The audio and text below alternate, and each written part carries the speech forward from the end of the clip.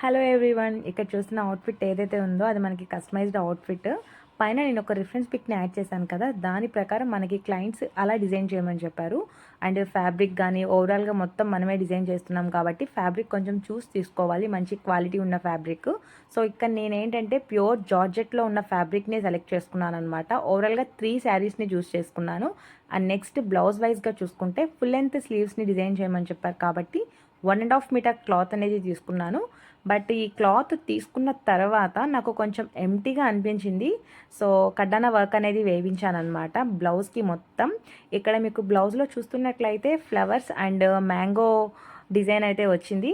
So మీకు ఇక్కడ వీడియోలో సరిగ్గా కనిపించకపోవచ్చు, ఆ అవుట్లైన్ మొత్తం కడ్డానా వర్క్ అనేది చేయించాను. సో డ్రెస్ ఎలా టర్న్ అవుట్ అయ్యింది అనేది పార్ట్ 2 వీడియోలో షేర్ చేస్తాను. వీడియో నచ్చితే లైక్ చేయండి. ఇది full cutting and stitching video మన యూట్యూబ్ ఛానల్లో వచ్చేస్తుంది, అక్కడ మీరు వాచ్ చేయొచ్చు. Thank you for watching. Bye.